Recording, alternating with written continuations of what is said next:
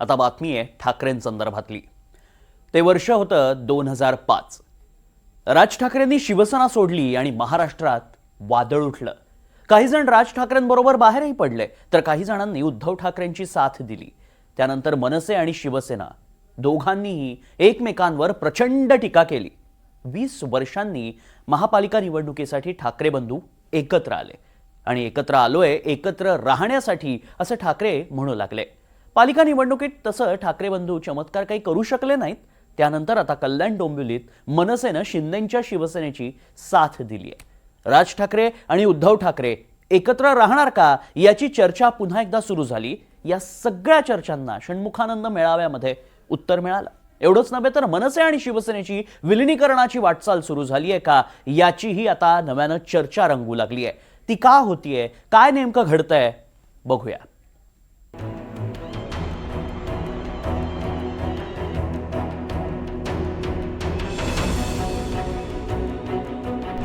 मनसे ठाकरेंच्या शिवसेनेत विलीन होणार। शिवसेना सोडणं माझ्यासाठी पक्ष सोडणं नव्हतं, तर घर सोडणं होतं। राज ठाकरेंचे घर वापसीचे संकेत। या क्षणाची तर संपूर्ण महाराष्ट्र वाट बघत होता। राजकारण कळत नाही त्या लोकांसाठी म्हणून मी आज या क्षणाला शिवसेनेच्या नेतेपदाचा राजीनामा इथे देत आहे। एवढे अपमान मला जेवढे सहन करायचे होते ते तुमच्या खातर मी गेली 10 वर्ष मी सहन करत आलो। कारण हेच कार्यकारी अध्यक्षपद उद्धवना द्यावं याची शिफारस मी केली होती। बहुधा तेव्हाच मी माझ्या मी ज्यावेळेला बाहेर पडलो त्याच्या वेदना वेगळ्या होत्या। माझ्यासाठी पक्ष सोडणं नव्हतं, माझ्यासाठी घर सोडणं होतं।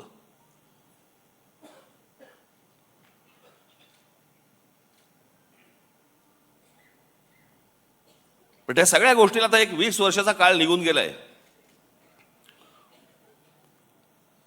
अनेक गोष्टी मलाही उमजल्या, अनेक गोष्टी मला सोडून उद्धवनंही उमजल्या असतील। द्या सोडून ते आता।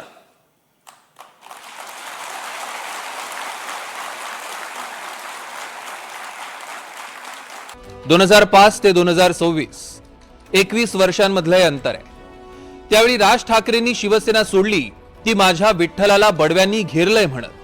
आणि आता राज ठाकरेंना वाटतंय शिवसेना माझ्यासाठी पक्ष सोडणं नव्हतं, तर घर सोडणं होतं। राज ठाकरेंना शिवसेना पक्ष सोडल्यावर आता 20 वर्षांनी नेमकं काय वाटतंय पुन्हा एकदा ऐका आणि त्यामधली 4 वाक्य नीट लक्ष देऊन ऐका। मी ज्यावेळेला बाहेर पडलो त्याच्या वेदना वेगळ्या होत्या। माझ्यासाठी पक्ष सोडणं नव्हतं, माझ्यासाठी घर सोडणं होतं।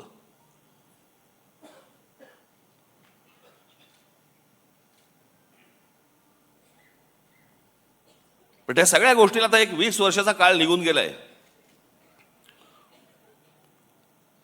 अनेक गोष्टी मलाही उमजल्या, अनेक गोष्टी मला सोडून उद्धवनंही उमजल्या असतील। द्या सोडून ते आता।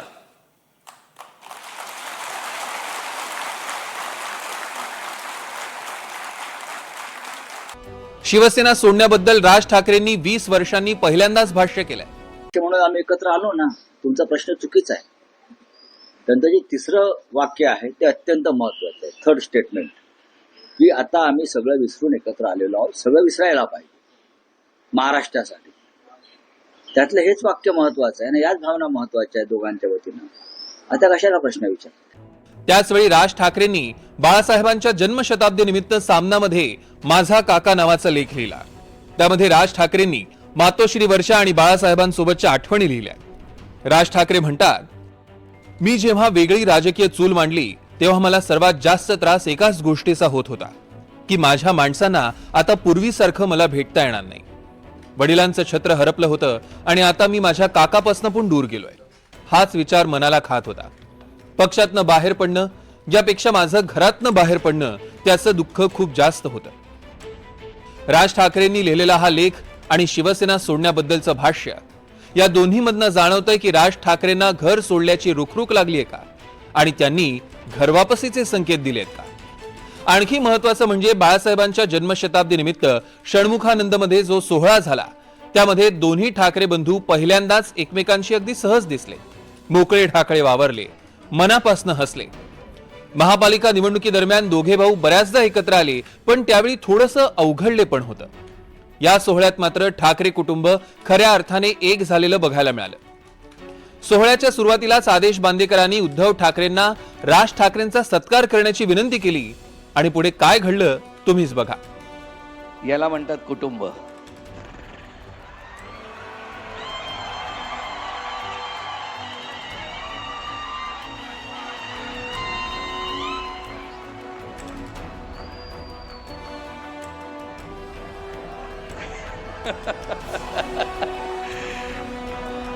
याच क्षणाची तर संपूर्ण महाराष्ट्र वाट बघत होता.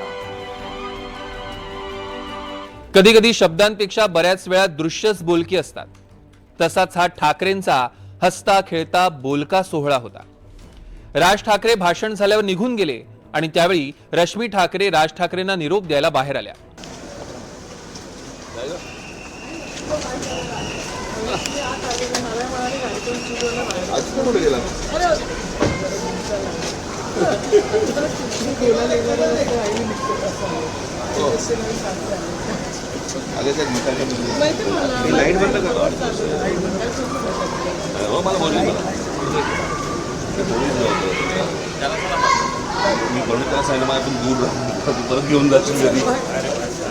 ठाकरे कुटुंबियांची ही सगळी देहबोली आणि राज ठाकरेंचं शिवसेना सोडण्याबद्दलचं वक्तव्य पाहता मनसे आणि शिवसेना विलीन होणार का हा सवाल आहे.